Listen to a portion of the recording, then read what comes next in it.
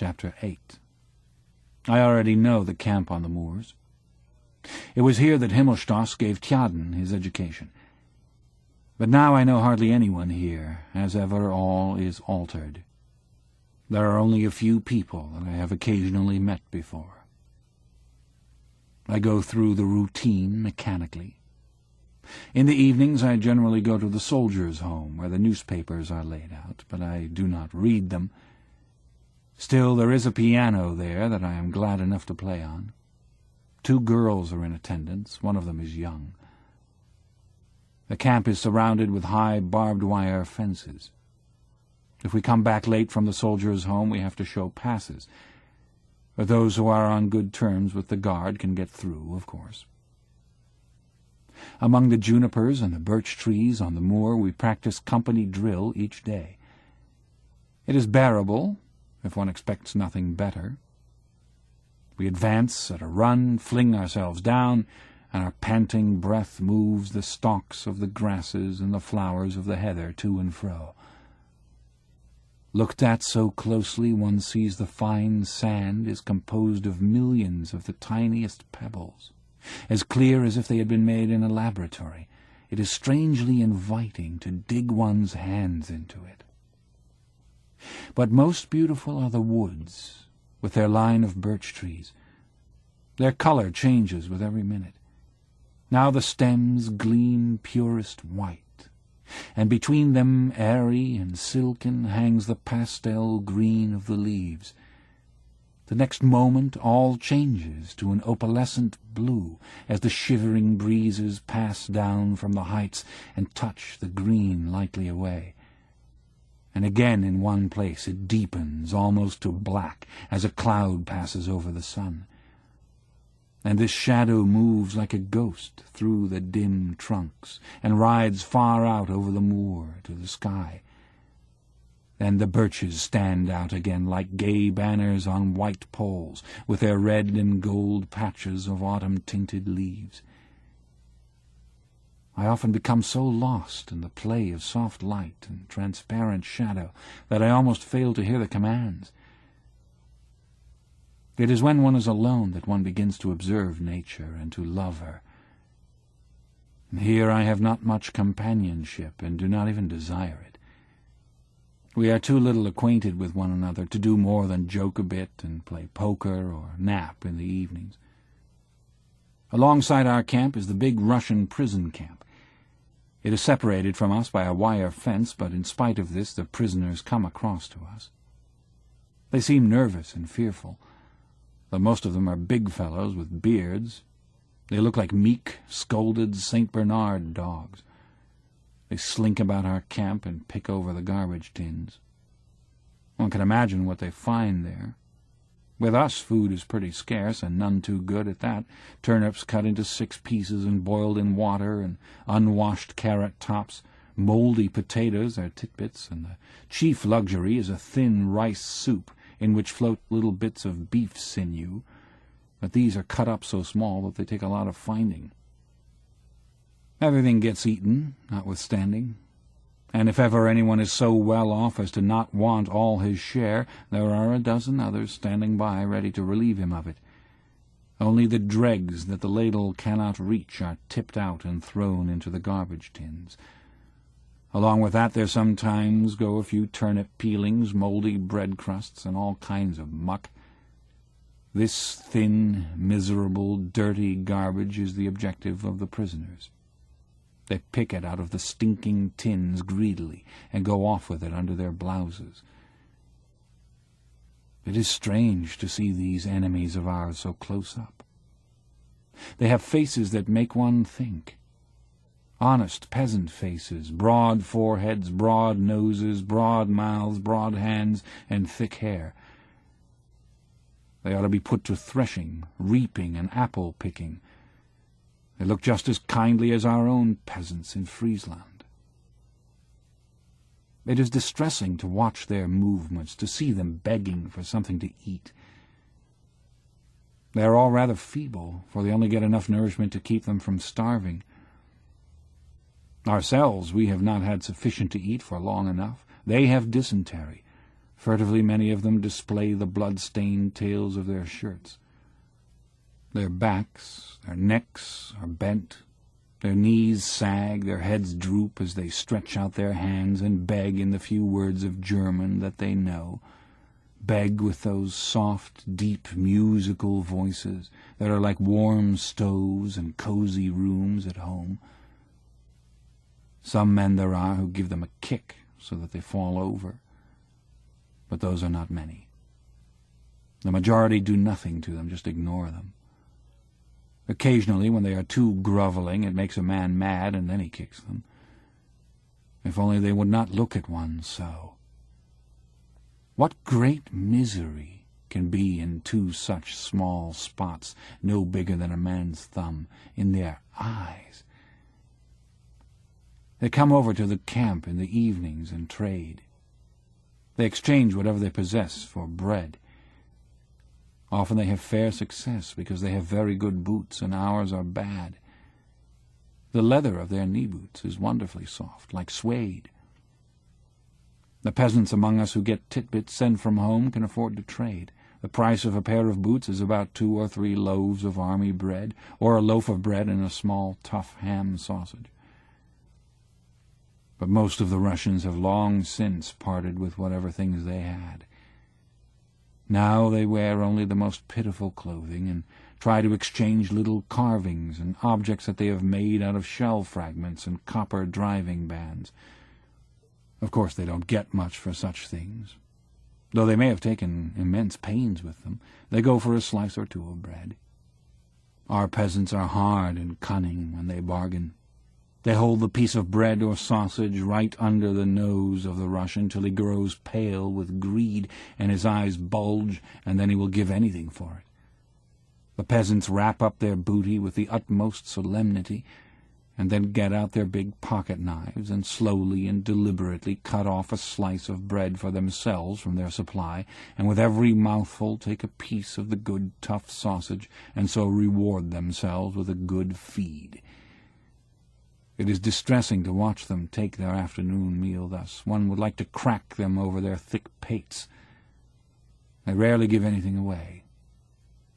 How little we understand one another. I am often on guard over the Russians. In the darkness one sees their forms move like 6 storks, like great birds. They come close up to the wire fence and lean their faces against it. Their fingers hook round the mesh. Often many stand side by side and breathe the wind that comes down from the moors and the forest.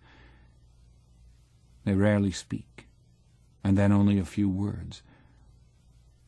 They are more human and more brotherly towards one another, it seems to me, than we are. But perhaps that is merely because they feel themselves to be more unfortunate than us. Anyway, the war is over, so far as they are concerned, but to wait for dysentery is not much of a life either. The territorials who are in charge of them say that they were much more lively at first. They used to have intrigues among themselves, as always happens, and it would often come to blows and knives. But now they are quite apathetic and listless. Most of them do not masturbate any more, they are so feeble, though otherwise things come to such a pass that whole huts full of them do it. They stand at the wire fence. Sometimes one goes away, and then another at once takes his place in line. Most of them are silent. Occasionally one begs a cigarette butt. I see their dark forms. Their beards move in the wind. I know nothing of them, except that they are prisoners, and that is exactly what troubles me. Their life is obscure and guiltless. If I could know more of them, what their names are, how they live, what they are waiting for, what their burdens are, then my emotion would have an object and might become sympathy. But as it is, I perceive behind them only the suffering of the creature, the awful melancholy of life, and the pitilessness of men. A word of command has made these silent figures our enemies. A word of command might transform them into our friends. At some table a document is signed by some persons whom none of us knows, and then for years together that very crime on which formerly the world's condemnation and severest penalty fall becomes our highest aim. But who can draw such a distinction when he looks at these quiet men with their childlike faces and apostles' beards? Any non-commissioned officer is more of an enemy to a recruit, any schoolmaster to a pupil, than they are to us. And yet we would shoot at them again, and they at us, if they were free. I am frightened. I dare think this way no more. This way lies the abyss. It is not now the time, but I will not lose these thoughts. I will keep them, shut them away until the war is ended. My heart beats fast. This is the aim, the great, the sole aim, that I have thought of in the trenches, that I have looked for as the only possibility of existence after this annihilation of all human feeling. This is a task that will make life afterward worthy of these hideous years. I take out my cigarettes, break each one in half, and give them to the Russians. They bow to me and then light the cigarettes. Now red points glow in every face. They comfort me. It looks as though there were little windows in dark village cottages, saying that behind them are rooms full of peace. The days go by. On a foggy morning another of the Russians is buried. Almost every day one of them dies. I am on guard during the burial. The prisoners saying a chorale. They sing in parts, and it sounds almost as if there were no voices, but an organ far away on the moor. The burial is quickly over. In the evening they stand again at the wire fence, and the wind comes down to them from the beech woods. The stars are cold. I now know a few of those who speak a little German. There is a musician amongst them. He says he used to be a violinist in Berlin. When he hears that I can play the piano, he fetches his violin and plays. The others sit down and lean their backs against the fence. He stands up and plays. Sometimes he has that absent expression which violinists get when they close their eyes, or again he sways the instrument to the rhythm and smiles across to me. He plays mostly folk songs, and the others hum with him. They are like a country of dark hills that sing far down under the ground. The sound of the violin stands like a slender girl above it, and is clear and alone. The voices cease, and the violin continues alone. In the night it is so thin it sounds frozen. One must stand close up. It would be much better in a room. Out here it makes a man grow sad. Because I have already had a long leave, I get none on Sundays. So the last Sunday before I go back to the front, my father and eldest sister come over to see me. All day we sit in the soldiers' home. Where else could we go? We don't want to stay in the camp. About midday we go for a stroll on the moors. The hours are a torture. We do not know what to talk about, so we speak of my mother's illness. It is now definitely cancer. She is already in the hospital and will be operated on shortly. The doctors hope she will recover, but we have never heard of cancer being cured. "Where is she, then?" I ask. "In the Louisa Hospital," says my father. "In which class?" "Third. We must wait till we know what the operation costs. She wanted to be in the third herself. She said that then she would have some company, and besides it is cheaper. So she is lying there with all those people. If only she could sleep properly." My father nods. His face is broken and full of furrows. My mother has always been sickly, and though she has only gone to the hospital when she has been compelled to, it has cost a great deal of money, and my father's life has been practically given up to it. "If only I knew how much the operation costs," says he. "Have you not asked?" "Not directly. I cannot do that. The surgeon might take it amiss, and that would not do. He must operate on Mother." "Yes," I think bitterly. "That's how it is with us, and with all poor people. They don't dare ask the price, but worry themselves dreadfully beforehand about it. But the others for whom it is not important, they settle the price first as a matter of course, and the doctor does not take it amiss from them. The dressings afterwards are so expensive," says my father. "Doesn't the Invalids' Fund pay anything toward it, then?" I ask. "Mother has been ill too long." "Have you any money at all?" He shakes his head. "No, but I can do some overtime." I know. He will stand at his desk, folding and pasting and cutting until 12 o'clock at night. At 8 o'clock in the evening he will eat some miserable rubbish they get in exchange for their food tickets. Then he will take a powder for his headache and work on.